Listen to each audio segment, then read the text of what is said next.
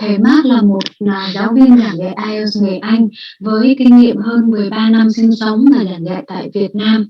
Thầy đang là thạc sĩ giảng dạy ngôn ngữ, là giảng viên của các trường đại học và trung tâm Anh ngữ tại thành phố Hồ Chí Minh và Đà Nẵng. Từ năm 2017, thầy tham gia vào đội ngũ giáo viên của trung tâm Anh ngữ ACET, giảng dạy các khóa học tiếng Anh học thuật và IELTS. Để đường truyền trực tuyến cho buổi hội thảo được tốt hơn, mong các bạn tắt microphone và video cá nhân trong suốt buổi hội thảo. Trong quá trình tham dự, khi muốn đặt câu hỏi, các bạn vui lòng gõ câu hỏi của mình vào khung Q&A. Còn nếu các bạn muốn trả lời các câu hỏi của thầy Mark đem ra, các bạn vui lòng gõ vào ô chat xuất hiện trên màn hình. Và bây giờ chúng ta sẽ cùng đến với buổi chia sẻ của thầy Mark Horn, hy vọng sẽ đem lại nhiều kiến thức bổ ích cho các bạn.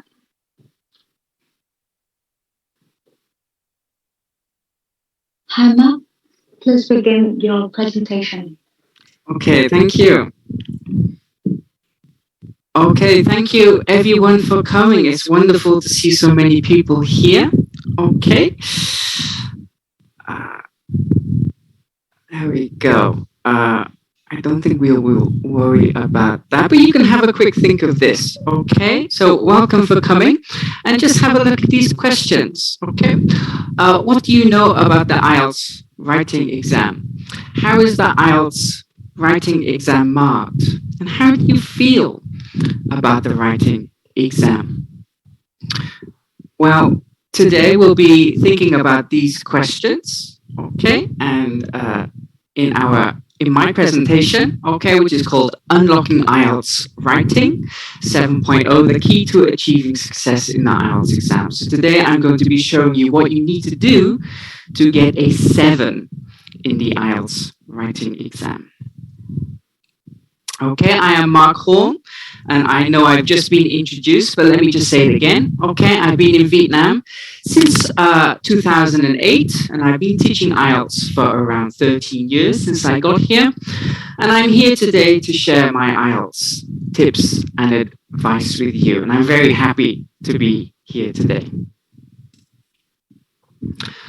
Okay, so in today's workshop, as I have just said, okay, we will be looking at what IELTS examiners look for when they award a band 7 in the writing exam. And to do that, we'll be looking at how the examiners mark the IELTS exam, and we'll be looking at the 4 things they give scores for. So I know we've just tested the chat box. So do you know the 4 things that they give scores for? In the chat box, if you have an idea, the 4 different scores you get in the IELTS exam, perhaps you can put your ideas in the chat box for me. Okay, I can see some coherence, grammar, lexical.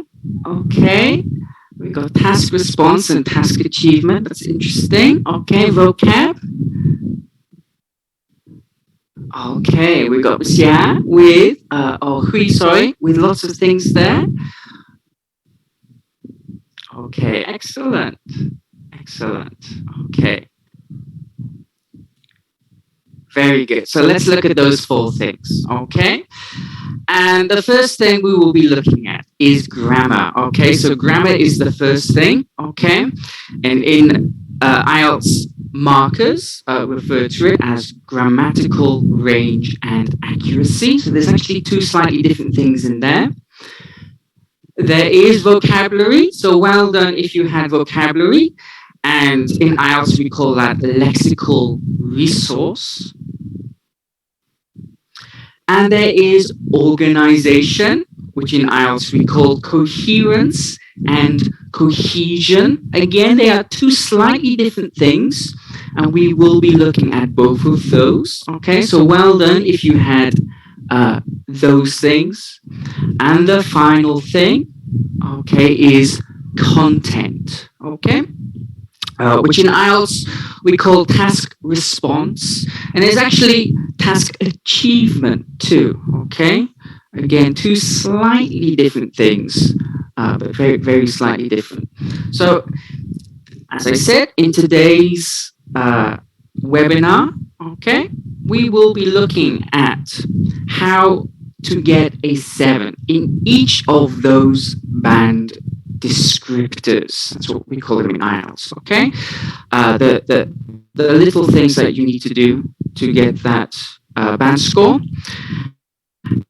And at the end of the presentation, we will be having a quick look at what you can do during lockdown to improve your writing. Because we all know at the moment all the schools are closed. Well, we can't go to school, but there are still things that we can do, okay, to work on our writing. So I'll give you a few ideas.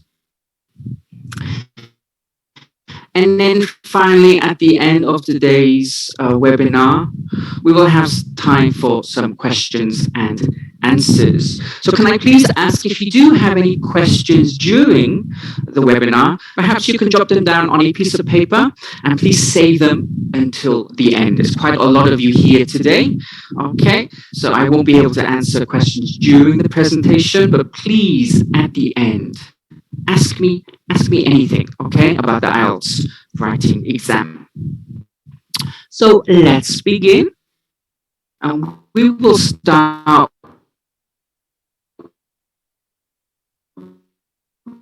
with this top one here, grammar. Examiners use, okay, something very similar to this, okay? We call these the IELTS writing band descriptors. So the IELTS examiners look at these when deciding what band score to award a student. And there are two versions for the two different tasks in the writing exam. Can you spot the difference? Perhaps in the chat box. I don't know if you have the ability to annotate. Or ability to annotate, you can perhaps circle. But if not, you can just have a look. Perhaps send me a message in the chat box.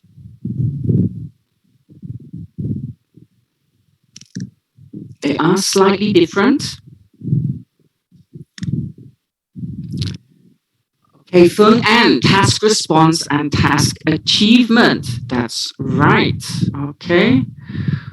Oh, I don't have the ability to annotate these. Never mind. Okay, very good. Coherence and cohesion. There is a little bit of difference there.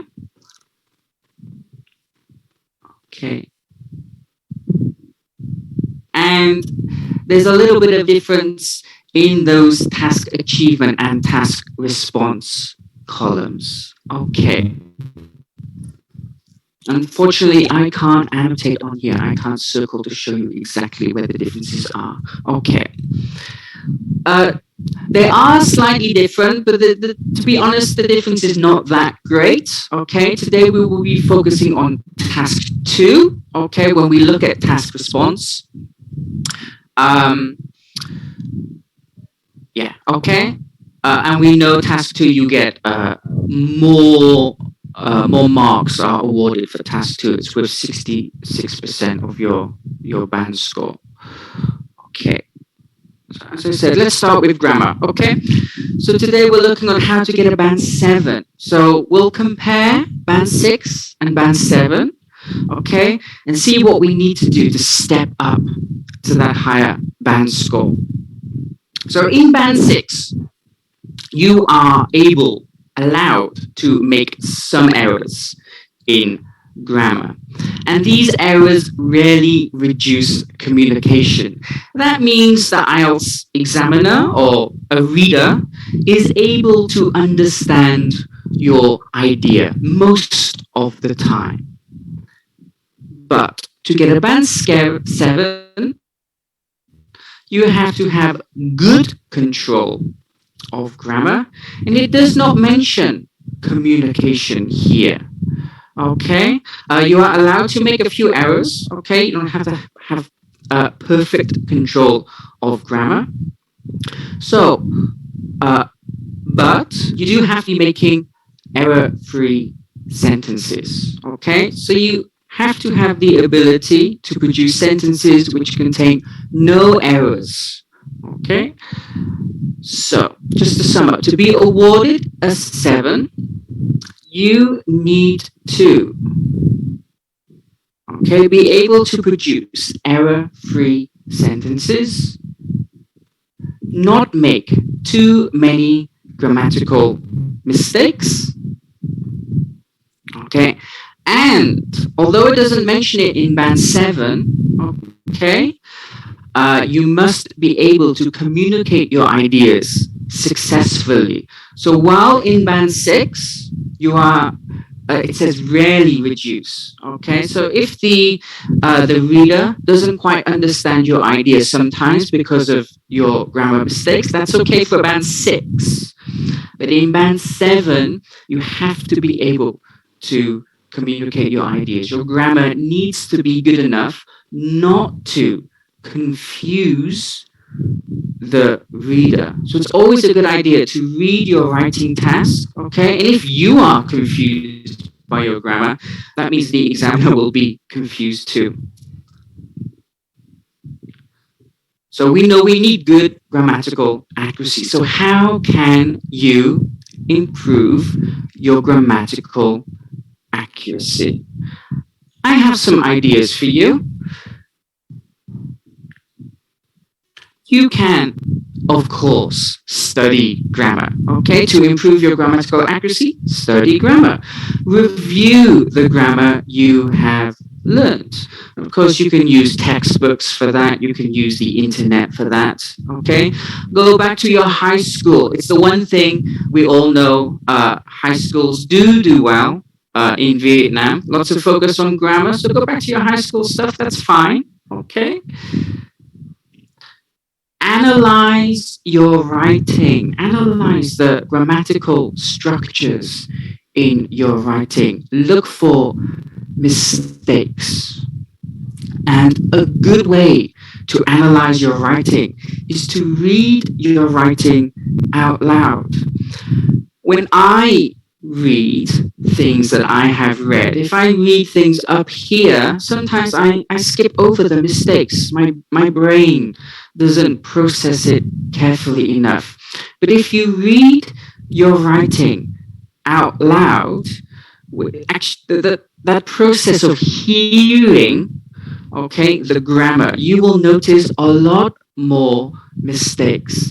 So that's something I always tell my students when they're proofreading at the end of an exam, or when they're just before they hit that submit button or send button when they're sending me assignments. Read it out loud. You will definitely notice more mistakes. You can also use a grammar checklist. What I mean here is you have a list, yeah, and does every sentence have a verb? Okay, you check your sentence. Yes, there's a verb. Have I used the correct tenses? Check your tenses. Okay, give yourself a check.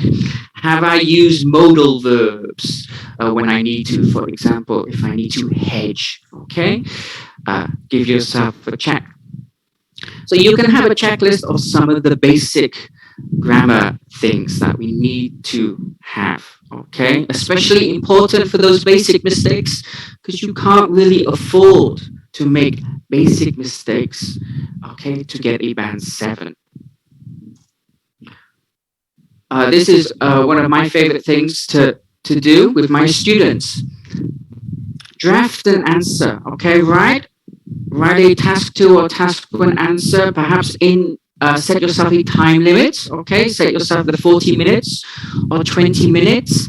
And then after you have written it, review it, okay? Use your grammar checklist, read it out loud, and then edit it and rewrite it. And this time you can take your time, okay? Rewriting it. And of course, analyze it carefully. As I mentioned, okay, use a grammar reference book. Okay, if you're attempting to use a conditional or a relative clause, you're not too sure how to do that, look it up, okay? Plenty of resources on the internet, okay? We can't go to bookshops at the moment, unfortunately, but lots of websites to use. This one is a bit of a contentious one. There's quite a lot of different opinions around this. But you can try them, okay? You can use grammar checking tools, okay?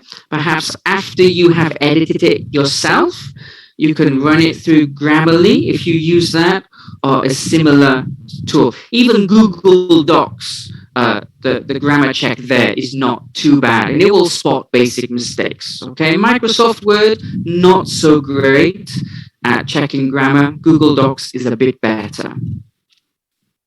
Okay. If you have friends, please share your writing, ask for feedback from your friends, and read a lot. Okay, please. You learn new grammar, you will be exposed to lots of new grammar in your reading. So really important, read a lot, and we'll see this again later on. Finally, of course, practice. Okay. Let's go back to these band descriptors. So if we look at number 6 again, it says uses a mix of simple and complex sentence forms. Well, here we have a variety of complex structures, so simple and complex. So very quickly, before we talk about those, let's just review. What is the difference between a simple and a complex sentence? We have another kind of sentence too, a compound sentence. So we've got 3 sentences here. And, okay. Okay, this sentence is a simple sentence. There's one independent clause. There's one finite verb in here, the verb have, okay? Subject, verb, object. The second one is a compound sentence. Here we have 2 independent clauses joined by a coordinating conjunction and.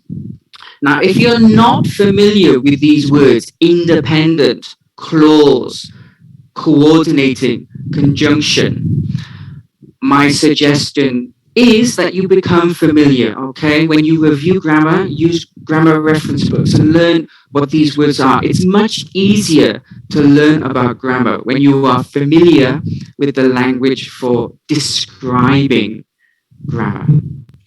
And the last one is a complex sentence. We have, okay, independent and dependent clauses joined by a subordinating conjunction. So because here is subordinating and is coordinating, you might have heard of fanboys. Fanboys is how we remember our coordinating conjunctions. Are you familiar with fanboys? Perhaps you can send me a chat. What do fanboys stand for? Let's see who can be the fastest with that. Okay. Okay. For, and then the A for and, the B for but, the S, fanboy.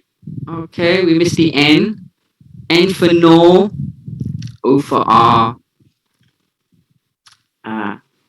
Very good. Y for yet, S for so. Okay. So we know the difference between a complex and a simple. Simple sentence, one clause. Complex, a coordinating and a subordinate clause.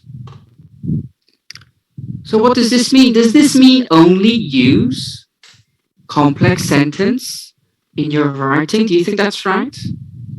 Yeah, it uses a variety of complex sentences. So that means only use complex sentences.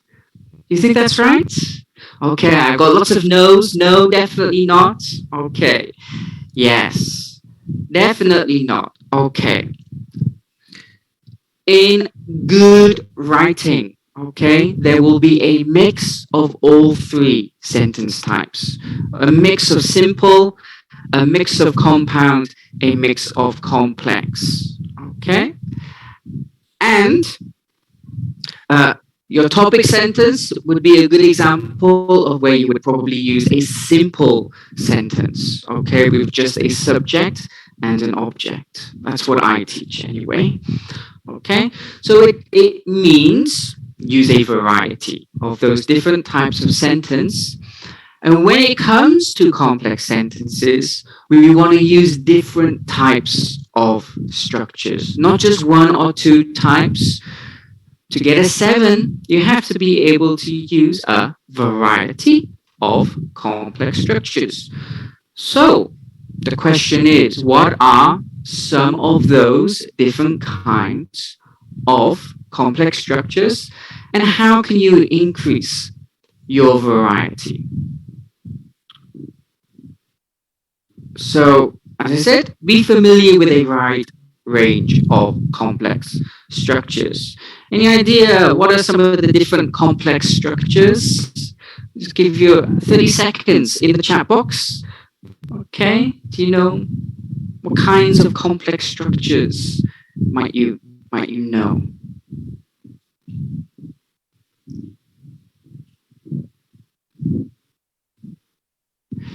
Okay, Mr. Ewing. Okay, relative clause. It is said that, so that's introducing a noun clause. Okay, passive voice. Yes, conditionals. Although is a subordinate conjunction. Very good. Present perfect is a tense. Okay? Present perfect can be used in any type of clause. Okay, cause and effect. Okay, okay, okay. Okay, some good ideas. Adverbial clauses, inversion. Okay.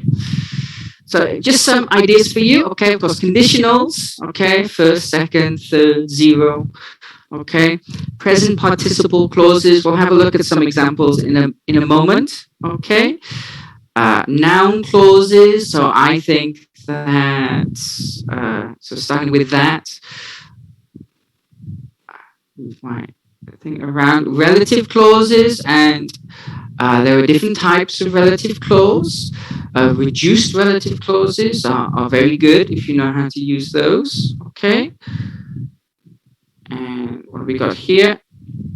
Prepositional phrases. So starting with a preposition. I think we have an example of one of those in a moment. Okay, not only but also just an interesting conjunction to use, not only but also. Okay. Long noun phrases. It's not a different kind of clause, but it's what I would consider to be a complex grammatical structure. Okay. The definition of complex form maybe is a little bit loose, vague. Okay. So long noun phrases are great too. What else do we have? And there are probably over 100 different subordinate conjunctions that you can use to add variety. Okay. So use a wide variety and set yourself some grammar goals. So if a particular kind of grammar is new to you, for example, a prepositional phrase, okay, you've just studied that. So give yourself a challenge. Yeah, in my next essay, I'm going to use 3 relative clauses, or 3 prepositional phrases, or 3 adverbial clauses. So I'm going to use not only but also in this essay. Okay, maybe twice. So practice using the grammar.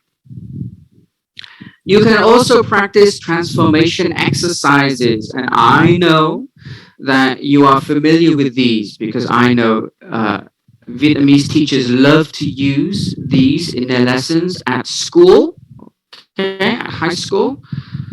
And let's have a quick look at some transformation exercises now where we will transform the grammar. So here's one. Okay. So can you change this sentence to use despite. Okay? Have a go. Send me in the chat box. Perhaps send it to me if you know how to do that rather than everyone.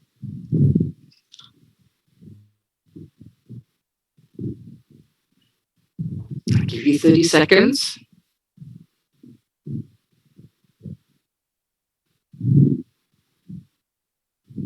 Okay. Okay, excellent. Okay, we got some correct answers there. Very good. Okay. We got despite the fact. You could do despite the fact. Okay, she wasn't ready. That would be good too. Okay. So despite the fact would be making despite a. Okay, well here's my answer. Okay, so I've used despite here as a preposition. Okay, to make a prepositional phrase. Okay, despite not being ready. So she took her driving test despite not being ready. You can swap those over. That's fine. Despite not being ready, she took her driving test. Let's look at another one.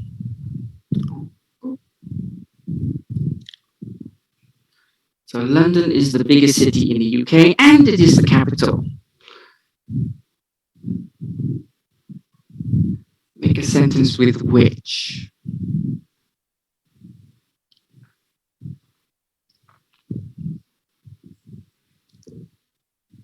Okay.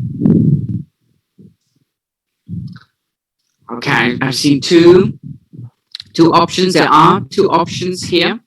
Okay. Excellent. Okay. Very good.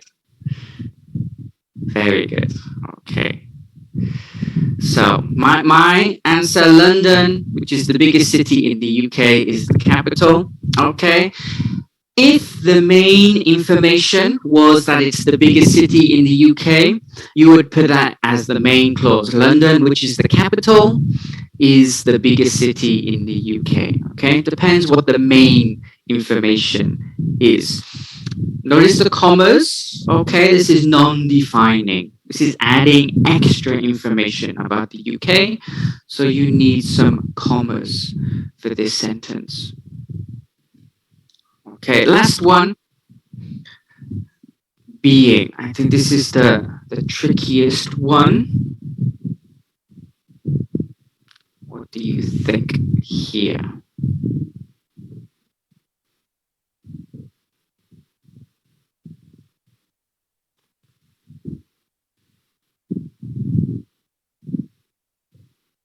Okay, excellent. Okay.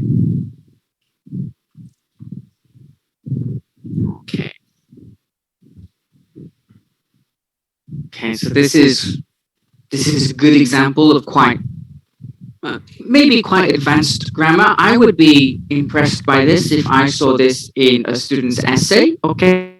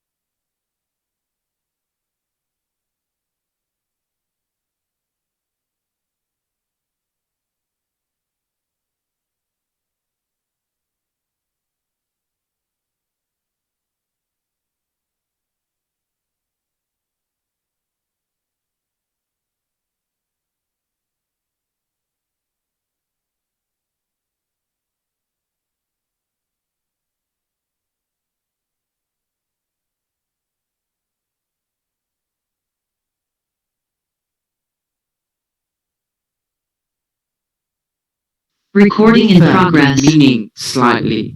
And that's probably one of the most common mistakes that I see in assignments when I give assignments to students. Okay, they look up synonyms. They wanna use less common vocabulary, so they use their dictionaries to find synonyms, but they don't know which synonym to choose. Okay, so their idea, perhaps I can understand their idea, but they haven't been precise enough. Okay, so you've got to have some precision for a band 7, some ability to be using the correct synonym. Okay, anyway, how can we learn new vocabulary? Do we have any ideas? Okay, let's go to the chat box, and can you share some of your ideas before I give you my ideas? What do you think are some of the best ways of learning new words? Okay. TED Talk. I like TED Talks. That's great. Yeah. Okay. Okay. Yeah. Reading, practice books, learning sentence. Very good. Flashcards. We've had. Yeah. A couple of times. Podcasts. Okay. Got apps here. Reading articles, BBC. Okay, reading is coming up a lot. Okay, spaced repetition. Okay, watching Netflix. Okay, have fun and learn at the same time. Why not? Okay. Okay, we got some book ideas like Cambridge vocabulary for IELTS. Okay. So you've got a lot of my same ideas. Oh, someone's got Ellen. Okay, I'm not a big fan of Ellen, but okay. Watch what you like. Yeah. So here are my ideas. And I think you've come up with most of these anyway. Okay. The most important thing you can do. Okay, if you're not doing this, you need to be doing it. Read, read, read. Okay, you don't have to be reading news websites or academic texts. Okay, you can read whatever you like. Okay, read what you find interesting. I saw someone put comic books. If you like comic books, read comic books. Okay, in all kinds of reading texts, there will be vocabulary that you have never seen before. Okay, so read, read, read. Obviously, okay, it's great to read more like academic texts or news articles. Okay, but the most important thing is that you read. So read, read, read. And perhaps if you need some ideas on things to read, you can ask me in the Q&A later. Okay. When you read, this is a skill that we cover in lessons often. Okay, guess the meaning of new words. Okay, you will learn and remember the meaning much better if you make some attempt to guess what the word means. That is how we learn a language naturally, right? That's how you learn Vietnamese. That's how I learned English as a child, okay? By encountering new words in my reading and also, of course, in my listening, okay? For vocabulary, reading will be more effective than listening, okay? So if you do listen, subtitles are great, okay? To see those new words as we hear them. And check your guesses, okay? Or if you really can't guess, look up words in a dictionary. I often tell my students to highlight new words, perhaps read for fluency first, okay? Highlight words that you're not familiar with, guess while you read, and then you can go back and look up the new words later on, okay? So keep a highlighter pen nearby when you read, if you're reading something paper. Okay, flashcards, as someone said. Okay, I like Quizlet. Quizlet has some good games on there too. Okay, so you can turn your flashcards into games. Quizlet, you can also search for flashcard sets. Okay, so you don't have to do any hard work. You just Google, you just search on Quizlet, yeah, IELTS environment, and get lots of different flashcard sets to study environment words or crime and punishment, yeah, whatever topic you want to learn, you put it into Quizlet, okay? So Quizlet is great. You can also keep a vocab book. Okay, that's a great way too. You can also we got learn word families. I'm a big fan of this. So instead of just learning one word, say the noun. You learn the noun and you learn the verb. You learn the adjectives too. Okay, you learn the adverbs. So don't just learn one word, okay? Learn all of the connected words, the noun, the verb, the adjective, and the adverb. Okay, topic-based vocabulary. So, as I mentioned with Quizlet, okay, you search for a topic on Quizlet, environment, or crime and punishment, or technology, social networks, okay, whatever topic it is you want to learn. And then obviously, once you've learned topic-based vocabulary, set yourself an IELTS essay that uses that vocabulary, so you get a chance to practice it. Okay. A few of you mentioned learning apps. Okay. So learning apps are a great way. Okay, there are lots and lots of apps, and I looked when I was making this presentation. I had a quick look on Google Play to look at the apps. There were so many. Okay, I'm not too familiar with the apps. Perhaps you can get a recommendation from a friend or read the reviews. Try and find out what the best ones are. Okay. Perhaps if you wonder what are some good apps, something we can discuss in the chat box at the end of the webinar.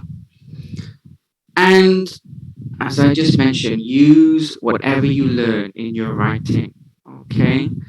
Perhaps you could make a list of words, have that list of words next to you and try to put them into your writing. Okay. You remember through practice. Okay, so back to the task descriptors. So we saw that to get a band 7, you have to use less common, okay, lexical items. But what does this mean? What are less common lexical items? Well, examiners use their experience as teachers, okay, and examiners to kind of determine, to feel how common, okay. There's no set definition of what a less common lexical item is, okay. It's just something that examiners are able to gauge using their experience. But it's useful for you, okay, to know how common a word is, okay, for you to kind of figure out if this word is less common or not, okay. And there is a way you can do that, and I'm going to show you how you can do that now, okay. I don't know if you've ever seen this before, okay. So one way we divide up the levels of English is this: 6 levels, okay? A1, beginner or elementary, up to B1, B2. We call that to be an intermediate level. C1, C2, advanced level. Okay, so you might have seen these before, okay, on your English books or when you sign up for an English course. And there is the IELTS band scores can be matched to this. So we can see here that a band score 7 is equal to C1 level. Okay. So this is a definition, okay, a dictionary entry from Oxford Learners Dictionaries. This is my favorite Learners Dictionary. This is the one I use when I I plan my materials for my students. And you can see on here, okay, in Oxford Learners Dictionary's opinion, it is their opinion, okay, they think this is a C1 word, okay? So you can use this to find out, which words are C1, which words are lower than C1. And on Oxford Learners Dictionary, they have a lot of word lists, okay? Topic-based word lists. If you go to the website and you find this topics, okay, you can click on that and this will come up.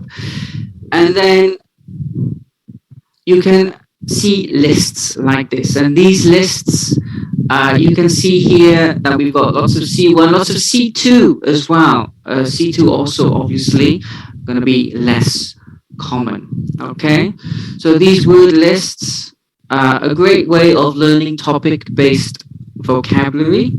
Okay, so if you set yourself here an environment essay, task 2 practice, okay, you can use this word list, okay, and kind of try and use some of these words, try and use some of these C1 and C2 words in your writing. So I think this is a great resource for you for learning and improving your vocabulary, especially those less common words. Okay, a quick game, okay, for you. C2 or not C2? So I've got 2 words for you here. Which of these words do you think is C2? And which of them is less than C2? So again, in the chat box, okay, can you, what do you think? Okay.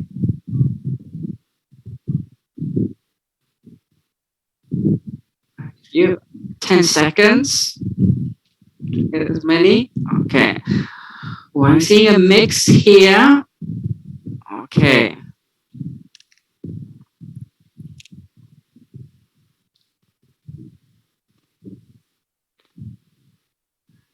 Okay. Okay, let's find out. I think there's about 50-50 there, noticeable and pronounced. Okay, so the C2 word is pronounced. Noticeable is, I think it's B2. Okay, there's still, both of them are not that common, but pronounced is the little bit more advanced word. Okay, that might impress an examiner a little bit more than noticeable, but obviously using both of them would be good too. Okay, I've got a couple of these. Here, suburbs and outskirts, what do you think? Which one is C2? These refer to part of a city, yeah?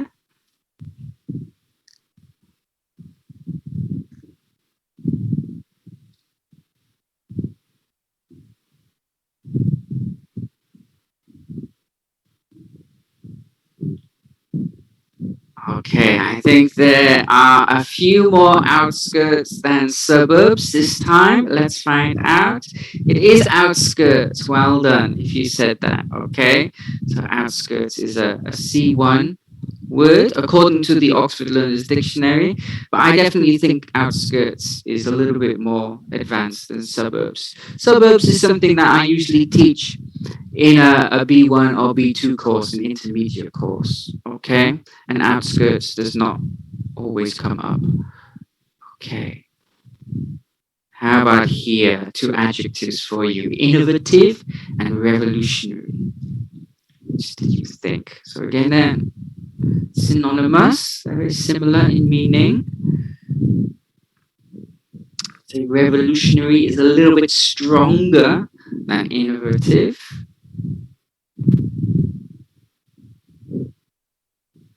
Which one? Okay. Again, it's fairly 50-50, I think.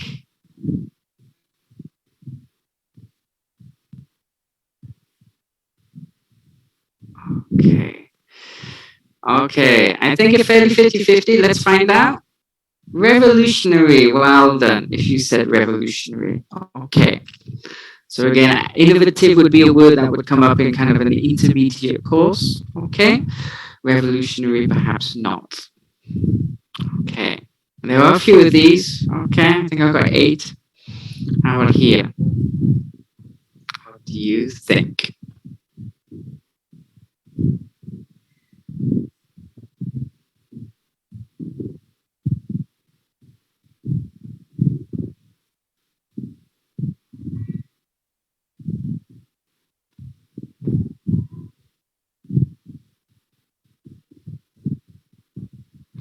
Okay. Ooh, lots of heightens coming up here at the end. Okay, let's find out. Heighten, well done. Well done. Okay. So sometimes you get, the base word of heighten is height. Okay, and height, obviously not C1. Okay, but by turning it to a verb, it becomes C1. Okay, so sometimes quite simple base words can be the different word forms can be more advanced. Okay, simple base words, that's right. Okay, but advanced word families. Okay, yeah, to use heighten in a sentence, that would impress me, to be honest. And it would impress me because you would have to collocate it well. It'd have to go well with the word next to it. Okay, we're going to look at collocations in a second. Okay, one or two more examples. Assemble or construct. What do you think?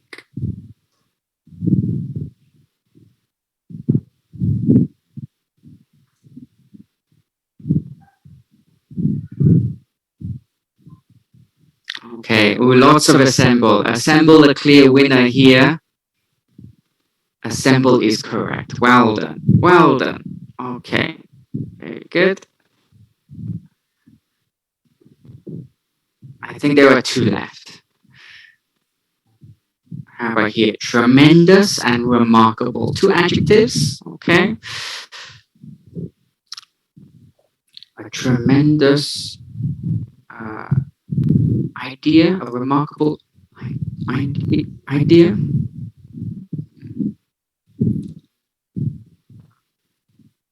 Lots and lots of tremendous here. Let's have a look. Okay, very good. Tremendous. Okay, if you haven't seen this word here, this means really, really fantastic, really great. Okay. It can also be used as like a quantifier, a tremendous amount. Okay. I would be impressed if you use this as a quantifier. Yeah. If I give you a sentence, there was a tremendous amount of change between the 2 periods. Yeah. Task 1, you're describing a line graph or something. Tremendous amount of change. Okay. Would be a good. In task 2, yeah, refer to something as a tremendous success. It is positive, yeah. Okay. I got the last one. Last one. Dimension and aspect. Okay. This one's too easy. Okay.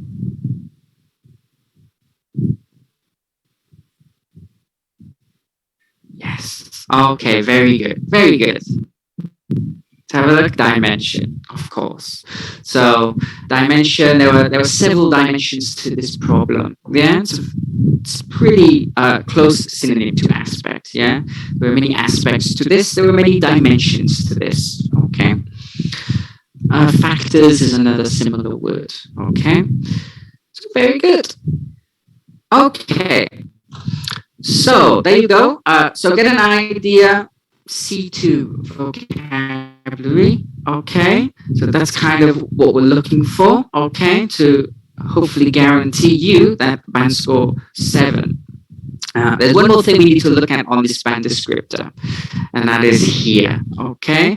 So you have to use those less common words. Okay. It's important to have a good vocabulary, okay, with knowledge of less common words. But it's also important, okay, to have this, okay, an awareness of style. Style means formal versus informal, okay? I'm not going to cover this really, okay? But informal, we know things like phrasal verbs, yeah, contractions, can't, yeah, very general words like stuff and things, and adverbs like just and so, uh, yeah. So those words are words we need to avoid. Okay, we want to be using formal vocabulary. And the second thing is collocation. Okay, I mentioned collocation just a second ago. Collocation are words that are used together. So it's not enough to know an advanced word. You have to know what words are used with that word. So that's what we will look at now. Okay, collocation. Uh, before before we look at how to improve your collocation skills, just have a quick game. Unfortunately, we can't annotate, we can't circle. So, which words do you think collocate with the word awareness? There's more than one word, yeah?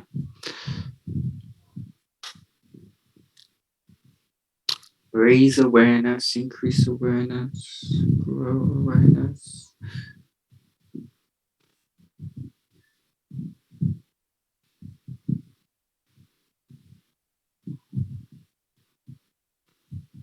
Okay, the answers, okay. Let's have a look. So these three, okay? Increase awareness, raise awareness, promote awareness. We don't use grow or stimulate. Although all of these five words are synonyms, we don't use grow or stimulate. And this is the danger that I've mentioned. You put in increase, okay, in your dictionary, okay, you find these synonyms, but which are okay to use, which are not okay to use, okay? If you use grow awareness, okay, I would understand your meaning, okay? But, okay, your collocation would be incorrect. Okay, so that might limit you, okay, to a band score 6 if you make too many of these type of errors. Let's have a look at another one. I've got 3, so this is number 2. Okay, so we got this word tremendous again, and impact. So which words do we think, which adjectives can we use with impact?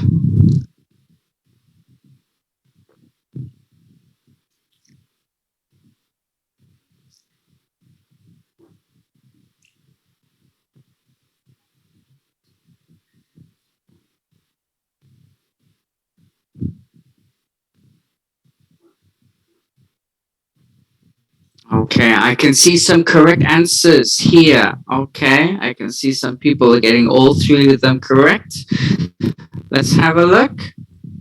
Okay, tremendous, enormous, huge impact, but we do not say a giant impact or an extensive impact. Okay, these do not collocate. So again, they're synonyms, but those 2 words are not used with impact, although we would understand your meaning. Okay, and the last one, okay,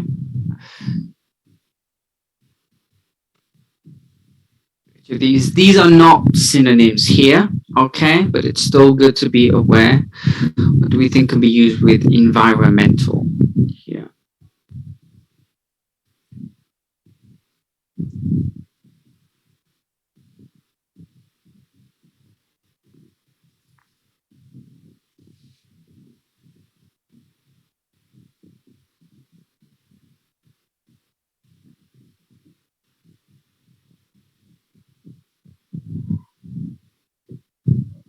Okay, okay. I think I'm seeing lots of correct answers here too. Okay, let's have a look. There you go. Okay. Yeah, we don't use worry here. Okay, an environmental worry.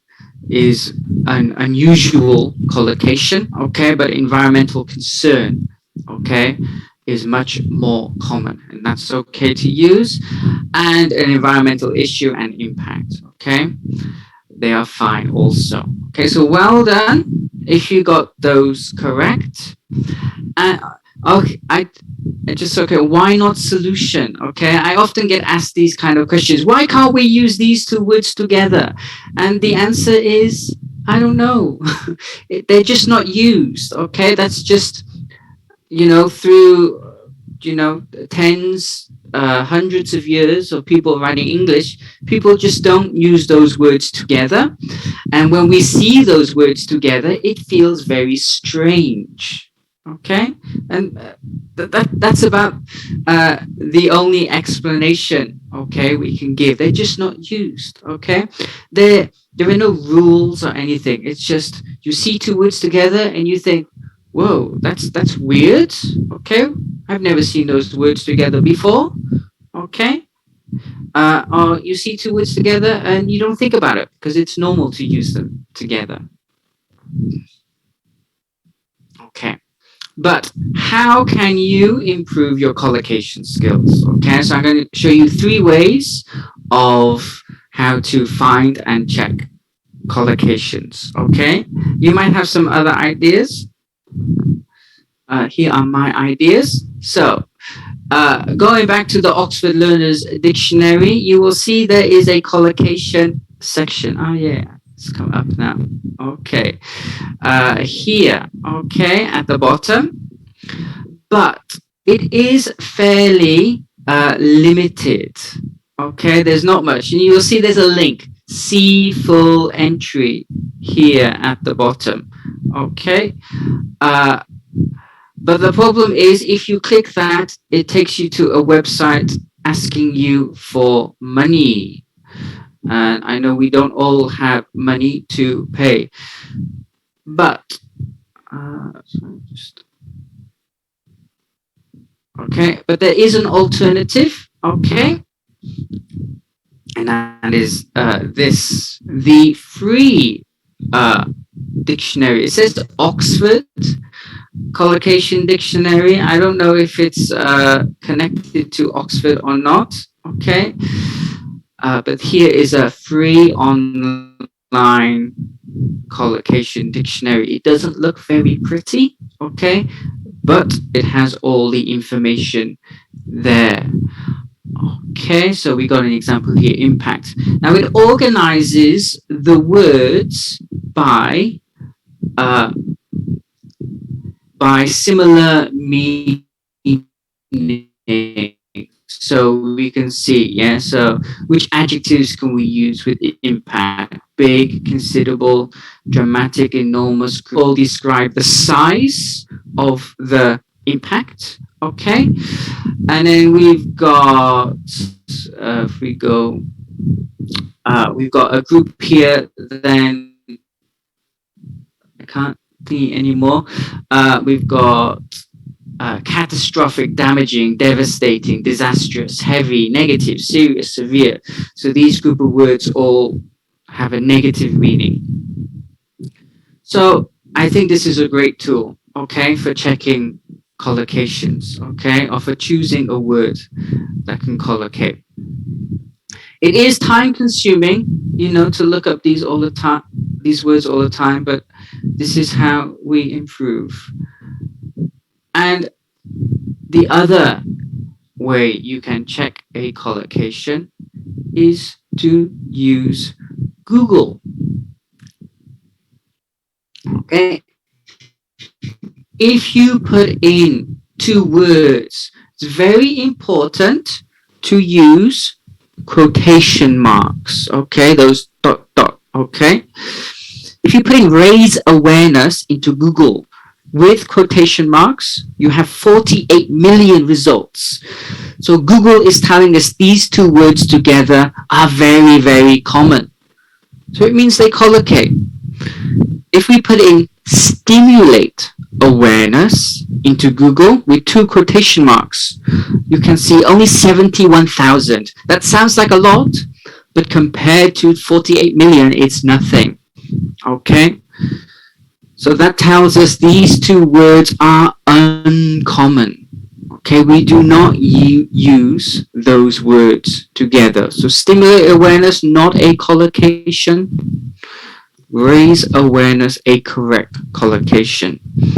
So just a quick Google search is a very fast way of checking to see if a collocation is correct or not. Okay?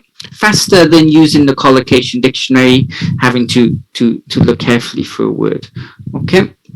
So Google's a great tool here. But again, it only works if you use quotation marks. Okay? You have to put in quotation at the beginning and at the end. Okay. Go. So let's move. Oh no, move on now. There we go. Okay, so that's vocabulary. We've looked at collocations. We've looked at finding out less common words. Okay, and some ways of learning words. Now we move on to coherence and cohesion. So let's again look at these band descriptors and see what they mean. Okay, so in band score 7, okay, presents a clear central topic within each paragraph. Okay, that means you need to use correct paragraphing.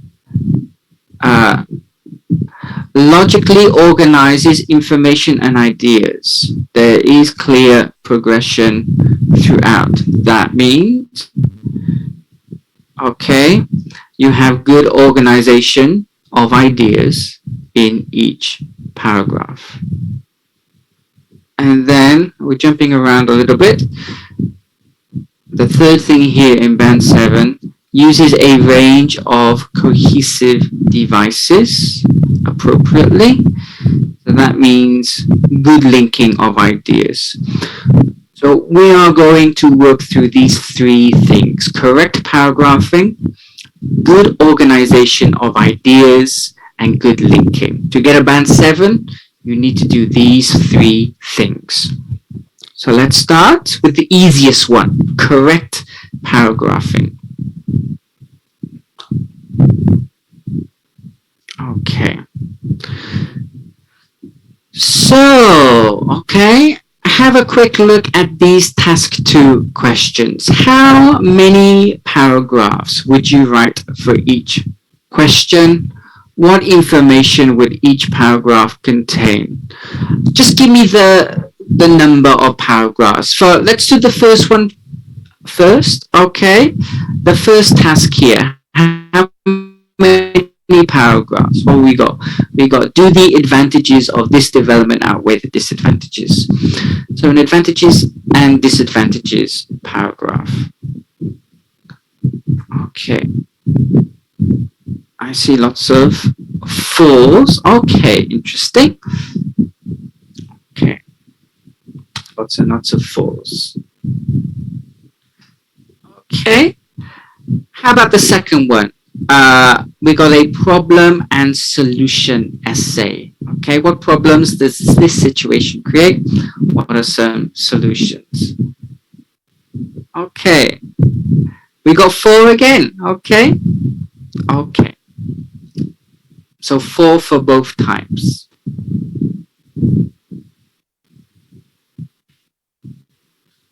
So I've done the problem solution one first. Okay, so paragraph 1. What's our paragraph 1? First paragraph. What's the content of paragraph 1 in the chat box? Can anybody tell me? Of course. Okay. The introduction. Good. Paragraph 2. What do we put in paragraph 2? Okay. So body 1 and problems. Very good. Okay.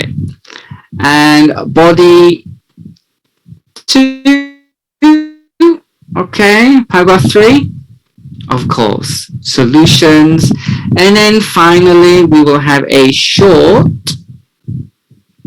conclusion. Okay, so I hope we're all familiar with this. You need to be able to do this really to get a band score 6. Okay, so to get a 7, this is essential. Yeah, having a good structure. Okay, correct paragraphing. How about the second essay? Just have a quick look at this. So paragraph 1, again, introduction. Paragraph 2,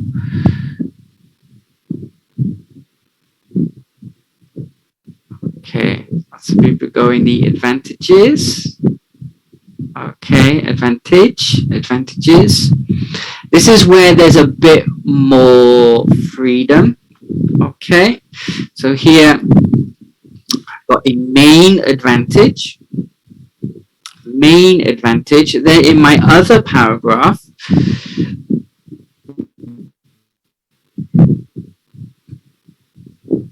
okay, I haven't got drawbacks yet. I've got other advantages. Then I've got the disadvantages, and finally the conclusion. Okay, so I can see some people saying it depends. It does depend. Okay, and I always think in this kind of essay where you're asking to weigh up the two sides, I like it to be a clear kind of weigh up. So if you have 2 paragraphs with advantages and then 1 paragraph with disadvantages, well, it's quite clear then. Okay, you're giving a lot more advantages, disadvantages, so you're saying the advantages outweigh the disadvantages. If you think the disadvantages outweigh the advantages, then yes, start with the disadvantages and put in 2 paragraphs of disadvantages. Okay, now, okay, I can see, some people, this structure has 5 paragraphs. Well, you can do 5, 4 might be okay. In the problem solution kind of essay, there's you can do problem and solution in 1 paragraph, then you can do another problem and solution in another paragraph. Okay, there are some choices here. The most important thing, okay, is not, what structure do I use, but it's that each paragraph has one central idea. Okay, this paragraph is about this advantage, this paragraph is about this solution, or this paragraph are about these problems, okay, related to this issue. Okay, you've got to have one central idea introduced in the, what do you think, what do we call where we introduce our idea? Okay, it is the topic sentence. Okay, a topic sentence needs to give the reader the main idea of this paragraph. Yes, let me think. So problem solution. One solution to the problem of climate change is switching to renewable energy. So this paragraph is about switching to renewable energy. That's all we talk about in this paragraph. Okay. Your topic sentence can be a little bit more general. Yes, there are several problems associated with fast food. Okay, there are several problems associated with fast food. In this paragraph, we will give a few problems, okay, rather than focused on one. But it's important our topic sentence matches the content of the paragraph, okay? Essential for a band score 7. So if you're not too sure if this is all kind of new to you, okay, there's something for you to do, okay? Review topic sentences. Okay. The next thing we need to do, okay, for this. Logically organizes information ideas. There is clear progression. So this means good organization of ideas in each paragraph. So let's have a look at that now. Do a couple of examples. Okay, so we have an advantage paragraph here. Okay, so have a look and have a think. If you want to put into the chat box, you could number them 1, 2, 3, 4, 5 and put them in order, or you can just have a quick think to yourself. I'll give you 30 seconds. What order would you put these in?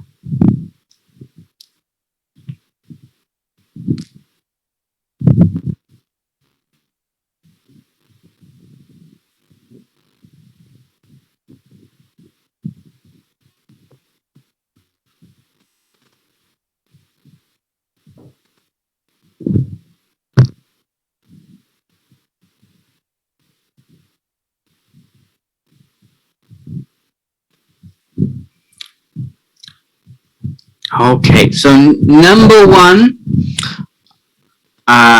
lots of people are saying topic sentence. Okay, of course, as I just showed you. Yeah, topic sentence. Then number 2, I can see lots of 1s. The main advantage. Let's have a look. Okay, very good. And this is where I can see a little bit of difference now. I see some 5s, I see some 2s, I even see some 4s too.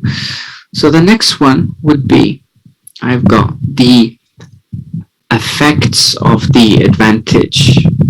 Okay, so how does this advantage affect the topic of the essay? Okay. And then if this is not just one advantage paragraph, we're going to put several advantages in one paragraph, then you can have, you can also have a specific example, okay, to support. And then finally, you can have other advantages. Okay. Sorry, let me just go back there so you have a chance to see that.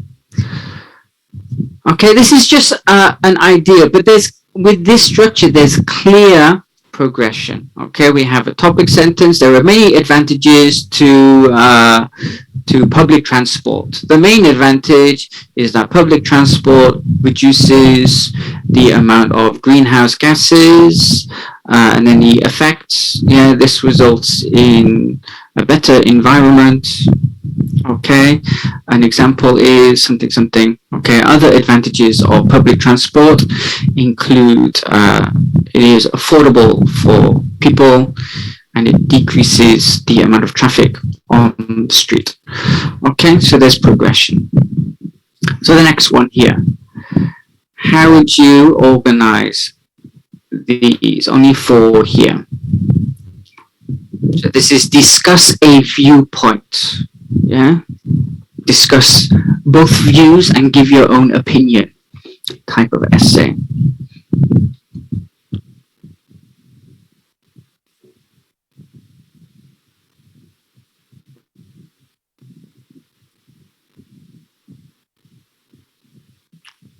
Okay, so I see 4, 3.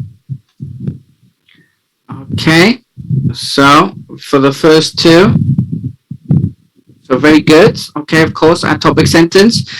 And the topic sentence in this kind of paragraph would be a paraphrase of the viewpoint, yeah, in my view.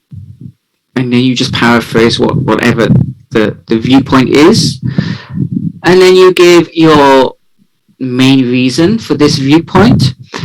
And then you can either provide an effect of this reason, or you can provide more reasons, and then a good idea to give an example.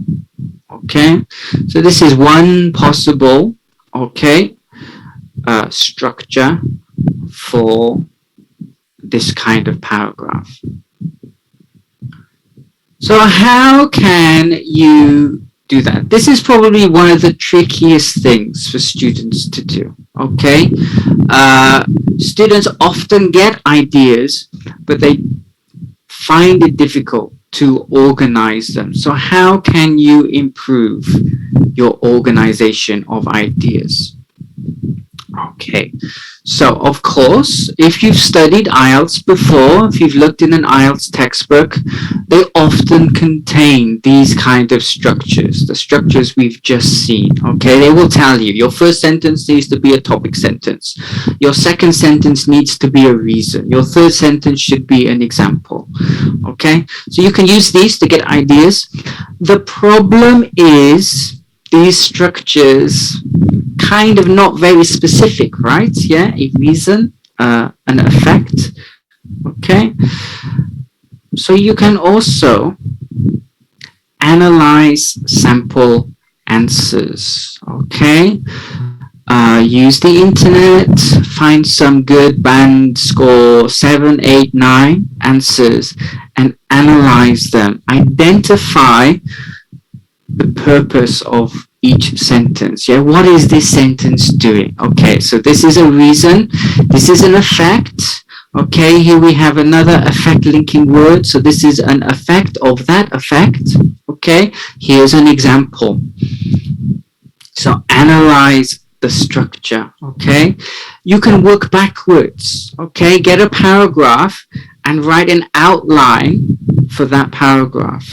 Okay, so you can get an idea of how paragraphs are structured. Okay. Some examples. Okay. So purposes can include a main idea, a reason, a result, an effect, or examples. Okay.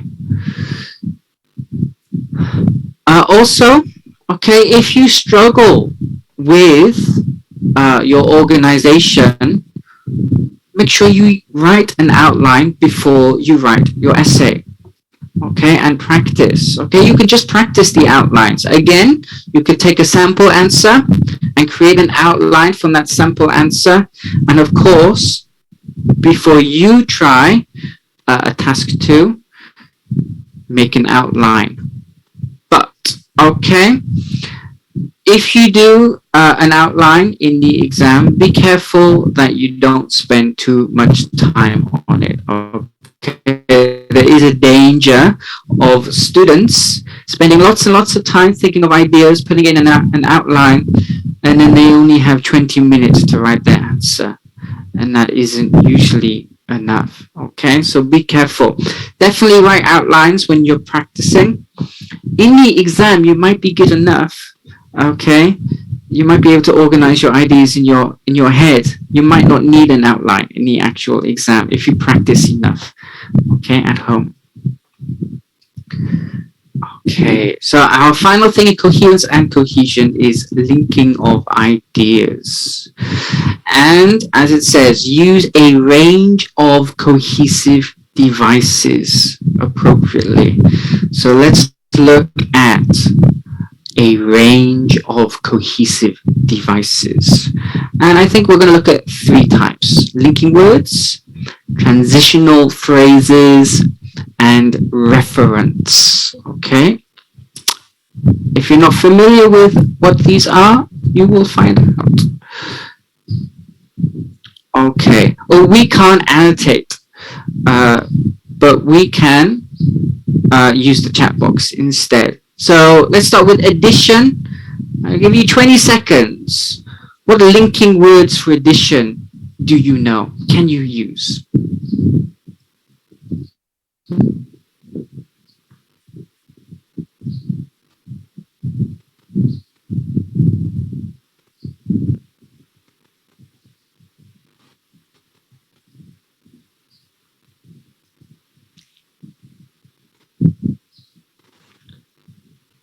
Okay, I can see some good ones. Moreover, additionally, in addition. Okay. Furthermore. Good. How about effects and results? What linking words do we know for effects and results? Okay, as a consequence, consequently, as a result, good, therefore, yep, okay, very good. Hence, thus, okay, I use thus a lot in my writing. Okay, good. So, of course, so that, excellent. Okay, how about contrast? What can we use for contrast? Okay, on the contrary, okay. I wouldn't say by contrast, not what I use too much. In contrast. On the other hand, is a classic. Yeah, in contrast. On the contrary. Conversely, that's a nice one. Okay. And don't forget things like while, conjunctions too. Okay, linking words are not always adverbs. Okay, conjunctions also. Yeah, while, whereas. Uh, and examples. What can we use for giving examples? For instance, particularly, that's good. Yes, namely, to illustrate, for instance, a case in point is, okay? Another example is, okay.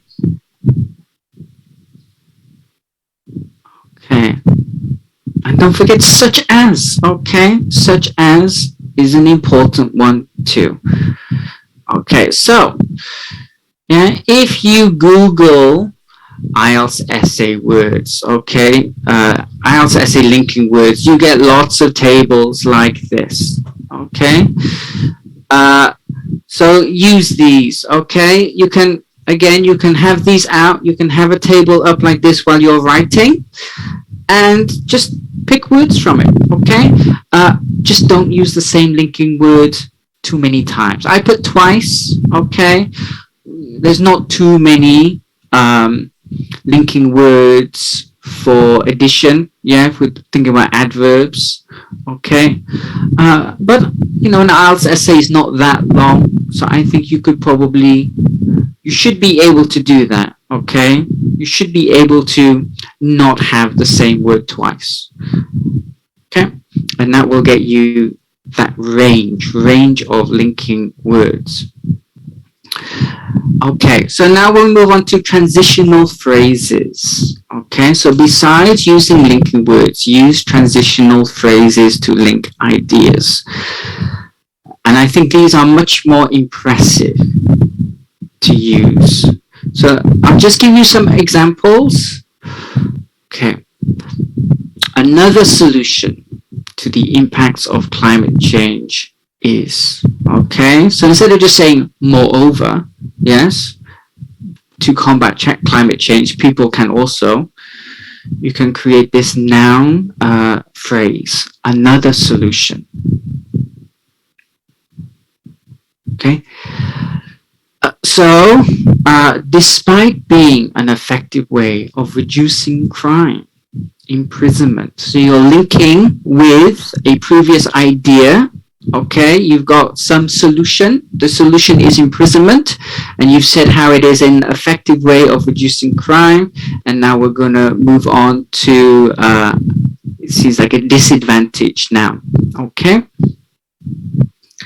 And then, in addition to being an effective way of testing students' progress, exams.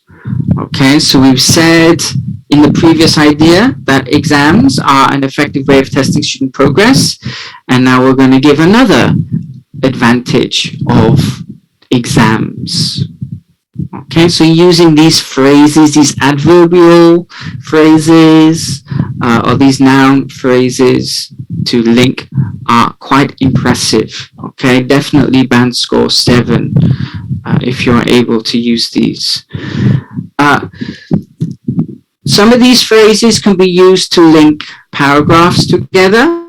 Some can be used to link ideas within paragraphs. So quickly, which of these phrases do you think are more suitable for paragraphs?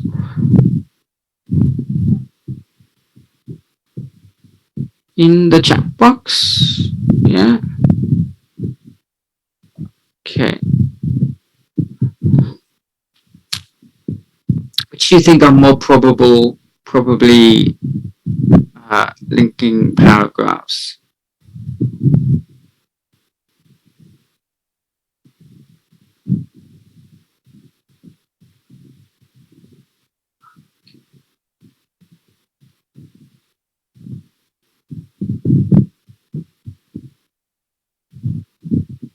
Okay. Okay. Number one, I would say could be within a paragraph, or it could be a new paragraph. Okay. If you're doing, if you want to do two main solutions, okay. So you could start a paragraph with this, or you could put it in the middle of a paragraph. I think both would be fine. The second one has to be the beginning of a paragraph, because we're now moving from an advantage to a disadvantage. So those have to be two paragraphs. So despite being an effective way of reducing crime, imprisonment, and then that would be your topic sentence, okay, for the second one. And number three can be both, I think, too. Okay, you would either start a paragraph with this, or you could use it in the middle of a paragraph. Both would be okay. Okay, so transitional phrases, okay, an impressive way of linking ideas. Okay, now referencing, the last thing, okay? I use the word referencing, okay? Reference are the individual words, and referencing is the action, okay? To reference your ideas, your previous ideas. So, I will show you a paragraph, and the paragraph is part of this essay. Okay, deforestation is a growing problem in many developing countries and has led to the destruction of many animals' habitats. Provide some of the causes of this problem and give some solutions. And identify words in the paragraph that refer to deforestation. Okay, so here is the paragraph. Okay, there are many words, so if you want to put them in the chat box, you can. If you want to just have a look, that's fine too. Maybe you can count, yeah? How many can you count? Put in a number in the chat box. How many words and phrases?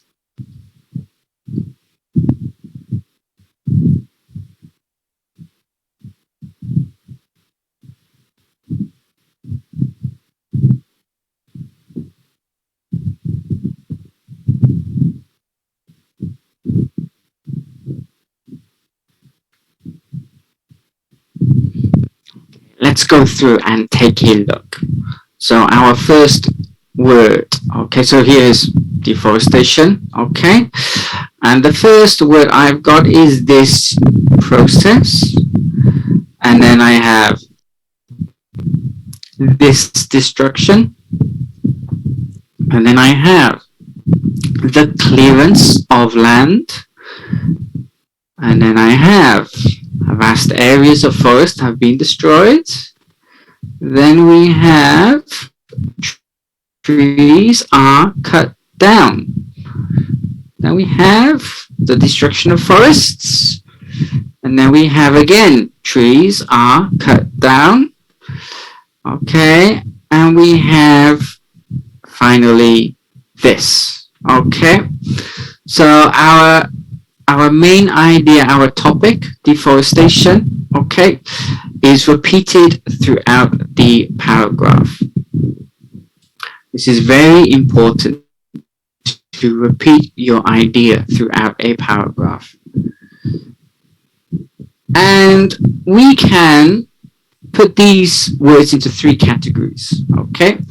So we've got words which are phrases with the same meaning. Okay, I'm just going to go through these. So we got the clearance of land, vast areas of forest are being destroyed, trees are cut down, destruction of forests. Okay, so these are all phrases that refer to deforestation. Then we have some general nouns. There are only two. What are the two general nouns here?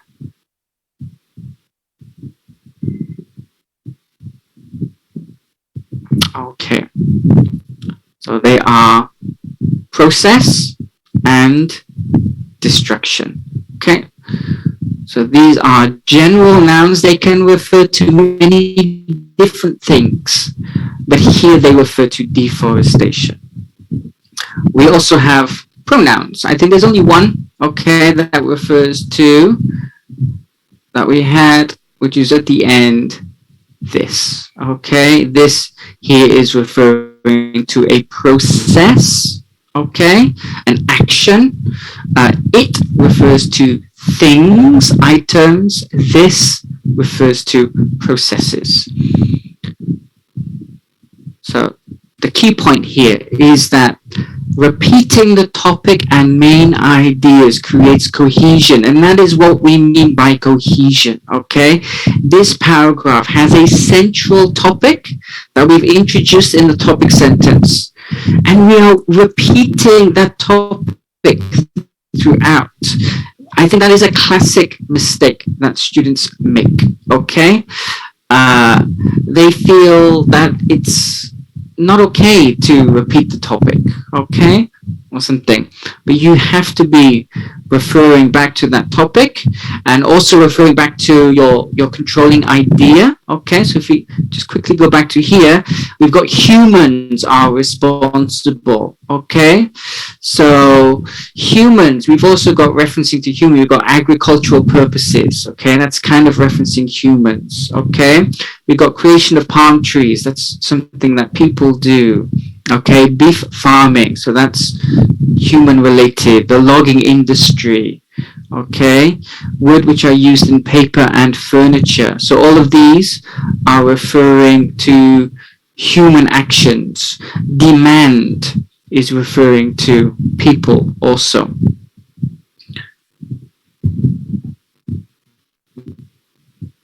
So you gotta repeat the topic and main ideas and refer to them. And to do that, okay, use your pronouns, it, they, them, this. Use these general nouns with a determiner before, okay? So this reason, this habitat, this trend, this process, these people. Synonyms we can use, okay? So you've had an essay about the internet, the web. You can use online as an adverb, doing things online. Cyberspace, another synonym. Or we can create phrases, okay? People who work in hospital, okay? So there are lots of variety here that we can use to refer to our main ideas.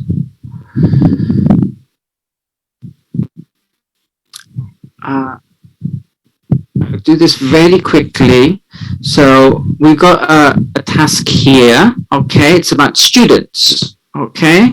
In the past, students did a university degree. They tended to study in their own country. Nowadays, they have more opportunities to study abroad. So how would you refer to students in this task? What are the different ways? Okay, we're going to be talking about students a lot. So in the chat box, and I do have a hint, I think. Okay, so think about what kind of students. What kind of students? Okay, the university students. Okay, read the task carefully. Okay, gotta read the task carefully. They tended to study in their own country. Nowadays, nowadays they have more opportunities to study abroad. So what kind of students are we talking about? Okay, exchange students. That looks good to me. Okay, foreign students. There we go. Okay. We are talking about students who study abroad. So there's a phrase. Students who study abroad. International students. Okay. Foreign students. Exchange students. Overseas students. Students studying in another country. Yeah. Students who have chosen to study overseas. You can build all of these phrases to refer to them. You can add these defining relative clauses to the word student, okay, to create phrases. Okay. Okay, important to get the right type of student here because, again, students who are studying abroad, that's what this essay is about. It's not talking about students in general, okay? These students, okay? Students who study abroad.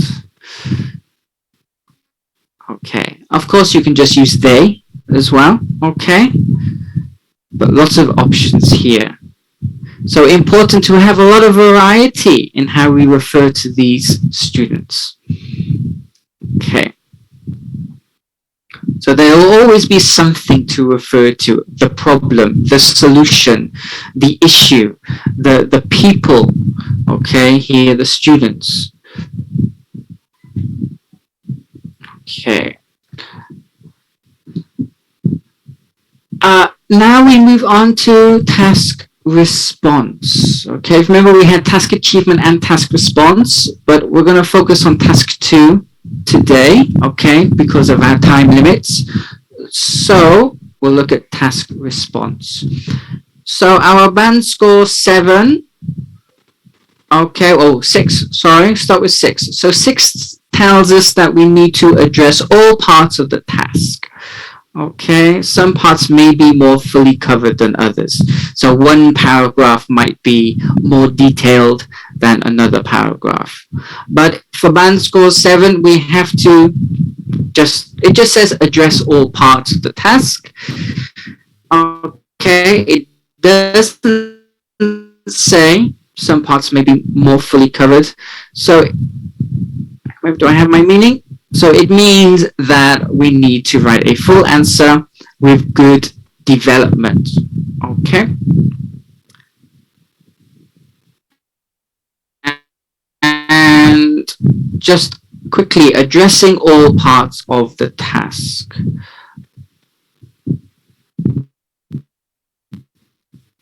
I have what 5 things does this task? There were 5 things here. Can you find them? And again, I'll give you a hint. Okay, there are 5 instruction verbs here.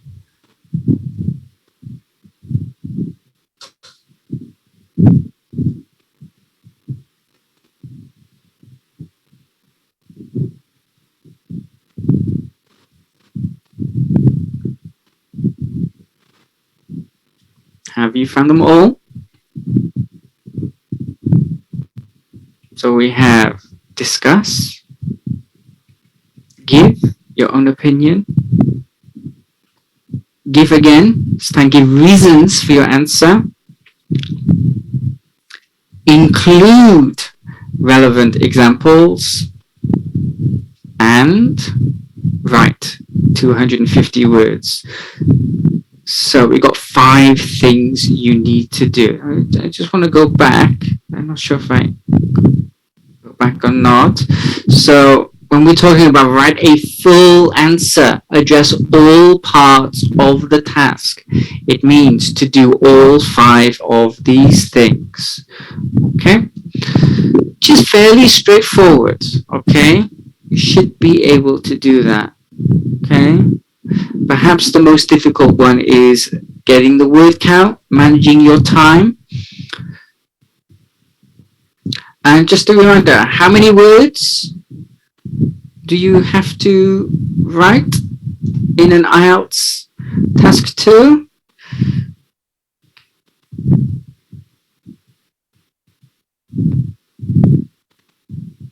Okay. Okay. Yes. So the key part here is at least 250 words. Okay, it is not 250, it is at least 250. And in my opinion, okay, to get a 7, you got to be aiming for 300. Okay, that's my opinion. Of all the IELTS essays I've marked, okay, in my long teaching career, okay, it is very hard to have a well-developed answer in 250 words. Those extra 50 can make a big difference to developing. What about time? Someone's asking. Practice, okay? You've got to practice, practice, practice, okay? You get faster at writing essays. Yeah, obviously I'm a native speaker, okay, but I can do a 300-word essay probably in about 20 minutes, okay? It's not too hard for me to come up with ideas because the ideas, IELTS essays tend to be about the same topics, okay? The same topics come up again and again. So, hopefully you have the ideas already, okay? You've practiced a lot, okay? You practice writing outlines at home, so you're able to come up with a structure quickly, and then hopefully it's just a question of getting words on paper. So that's what we're aiming for. Practice, practice, practice. Okay? And trying to get to 300 words for a 7. Okay? Again. Okay? If you're aiming for a 7. Okay. And task response again. What else do we look at here? Okay. Prevents a relevant position, although the conclusions may become unclear or repetitive. So if your conclusion sounds too similar to your introduction, maybe your paraphrase in your conclusion is not great, that might be considered to be repetitive. To get a 7, a clear position throughout the response. Okay.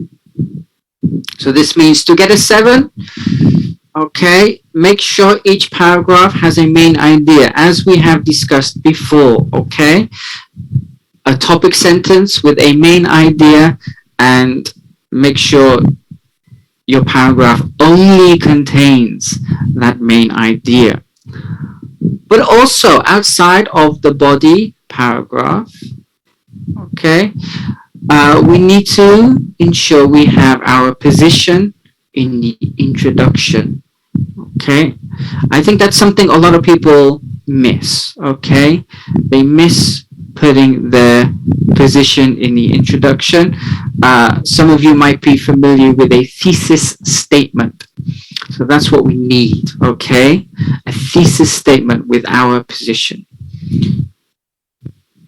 And then summarize your ideas, okay? Summarize those body paragraphs and restate your position in using a paraphrase in the conclusion. So you have your position in each paragraph.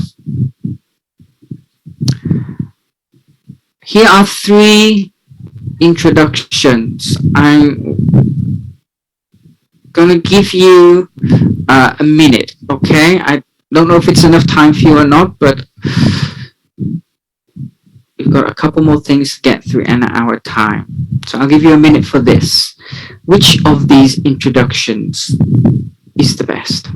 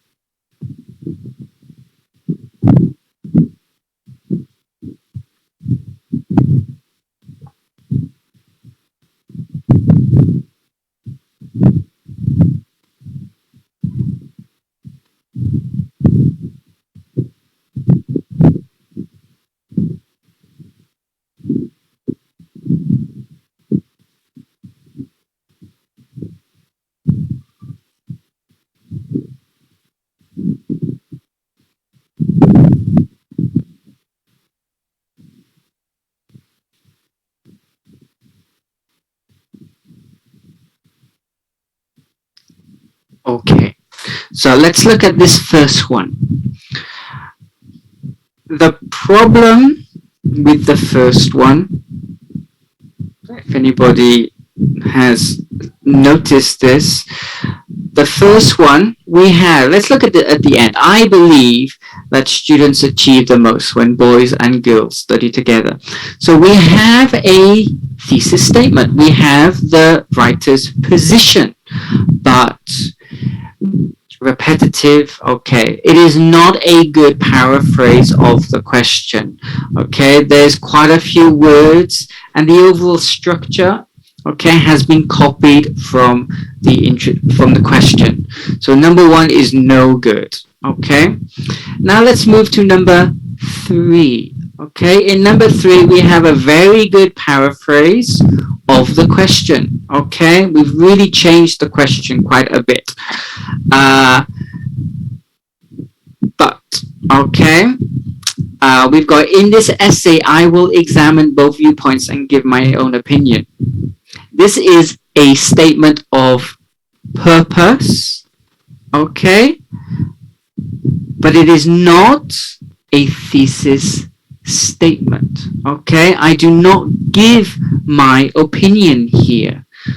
Okay, in the second one we have a paraphrase. Okay, it's not quite as good as is the third introduction.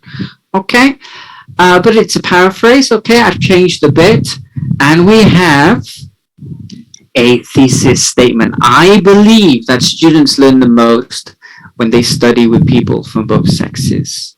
So the best introduction is number 2. Okay, we've got a paraphrase and we've got a thesis statement. We've got a position. Okay, so number 2 is the better one here. Okay, it's the shortest. Okay, introduction doesn't need to be too long. Okay, your body paragraphs where you're going to earn most of your marks. So your thesis statement is just stating your opinion. Okay, what is your viewpoint? Yeah, I believe students learn the most when they study.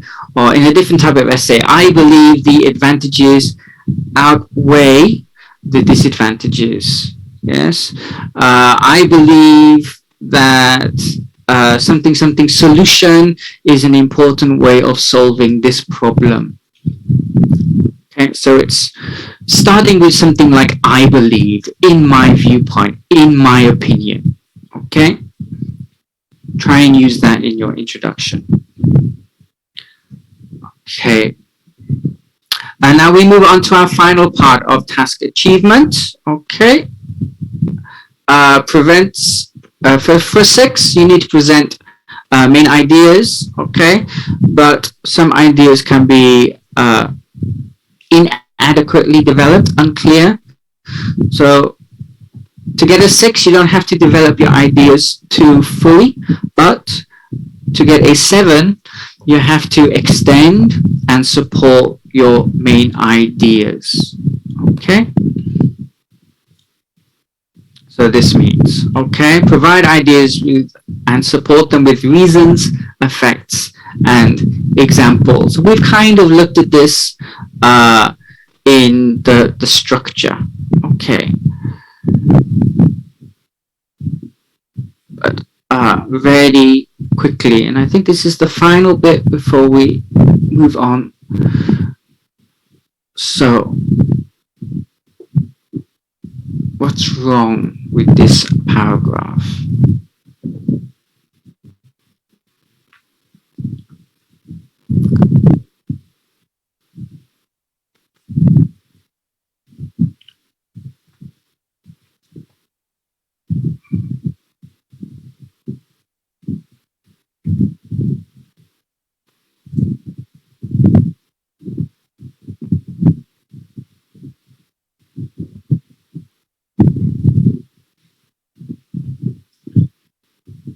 Okay, we're starting to get some answers in the chat box.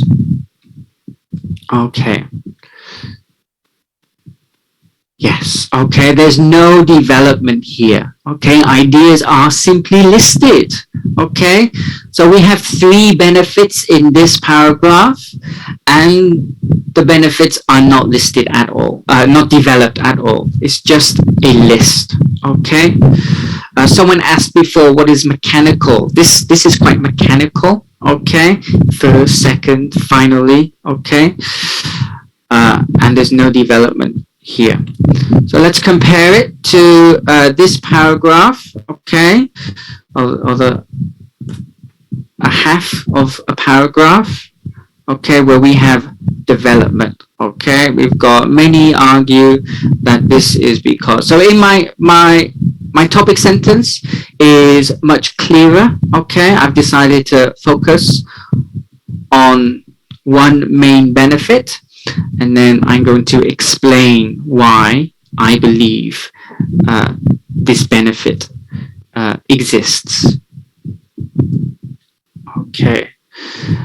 So in my opinion, the main reason is, and then this means, okay, and then this also means.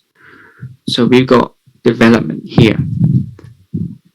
So just to sum up there, okay, supporting ideas. Do not list ideas. Okay, provide an idea, a main idea, and then you develop it with reasons, effects. I'm a big fan of cause and effect chains.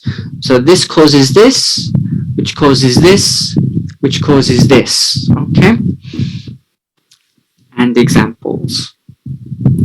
And again, you can analyze IELTS essays and look at how they are developed. Again, analyze sentence by sentence and see what each sentence is doing. Okay. So that's the end of the 4 band scores. And just very quickly, okay, I'm going to give you some ideas on how you can improve your score over lockdown. What can you do? We've already mentioned quite a lot of things, okay, like analyzing essays, practicing reading, okay. So I guess we're just going to sum up those. So, okay, practice, practice, practice. Create a timetable. Okay, so there's a lot of things that we covered today, and you've got those 4 different band descriptors. Okay, so writing is a very big skill. So you can break it up into parts, make a timetable. Today I'm going to practice my cohesion, okay, practice referencing. Okay, another day I will practice vocabulary, okay, and try to study some topic-based vocabulary and use that vocabulary in an IELTS essay, and so on. And create goals for your writing, okay? Like I mentioned with the grammar, okay, I have a goal of using this type of grammar in an essay, or have a goal of using this vocabulary, this kind of referencing, and so on. It's always good to have a goal. Okay, and I kind of mentioned this too, okay? So timed writing, and then analyze your writing and rewrite it. Don't forget, you can read it out loud. Okay, analyze it sentence by sentence, use checklists, okay, and then rewrite it, type it up on a computer, okay, and edit it.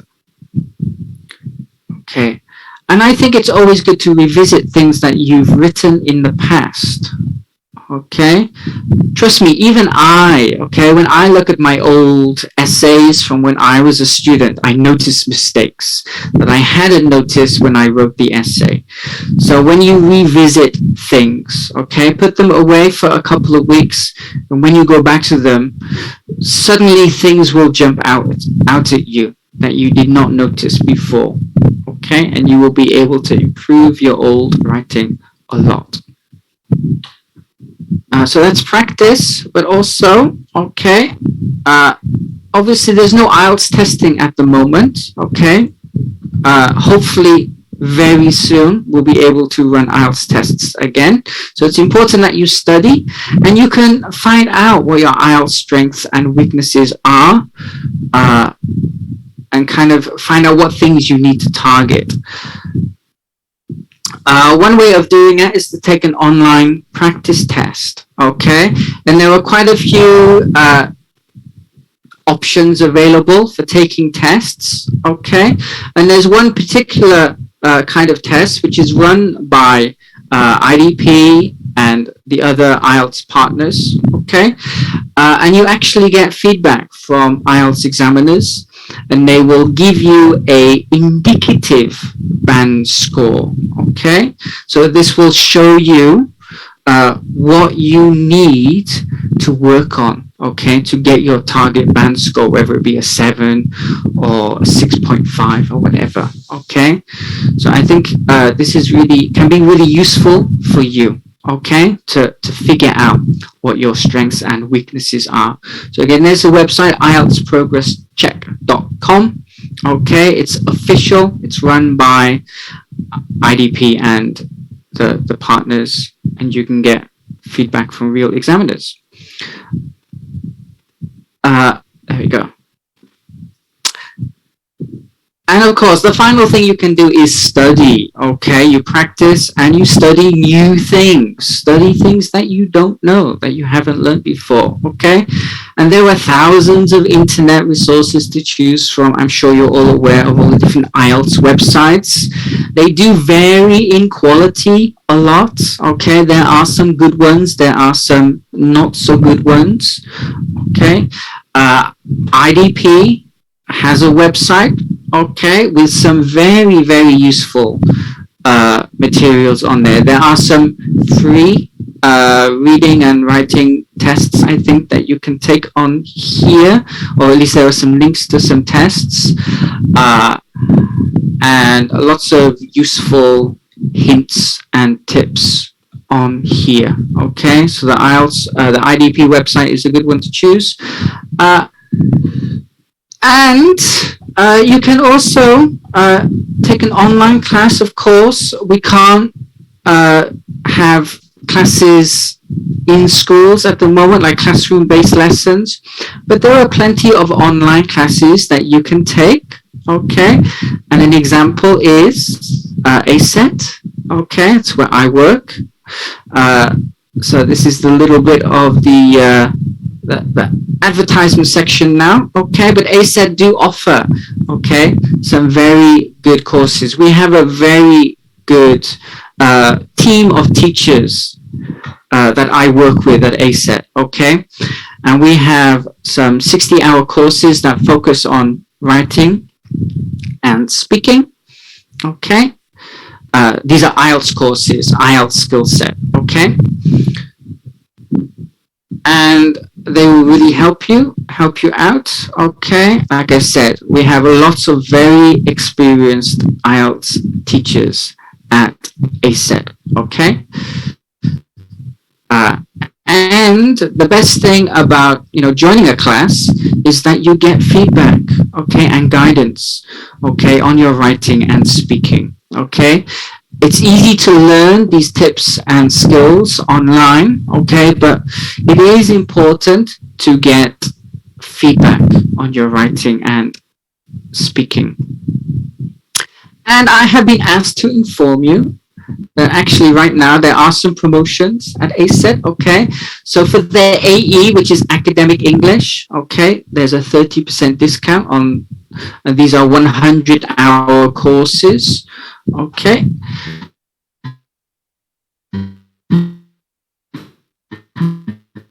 There are 30% discounts, okay, on these 60-hour courses, okay? So they become more affordable, and they're very, very good value, and you get to study with some great teachers like me, okay? Oh, one more thing here, okay? If you join a skill set course, okay, you will get an IELTS speaking practice voucher, okay? So you get to do a practice speaking test with one of our experienced teachers at ACET. And now I believe I'm going to hand you over just for a little bit to one of the IDP staff members who's going to tell you about the IDP promotions. I will stay here and I'll give you 10 minutes, 15 minutes to go through some question and answers before we go. So IDP staff, would you like to take over? Okay, thank you. Xin cảm ơn tất cả các bạn rất là nhiều xin cảm ơn chia sẻ của thầy Mark Hall và cảm ơn tất cả các bạn rất là nhiều vì đã dành thời gian tham dự buổi hội thảo ngày hôm nay.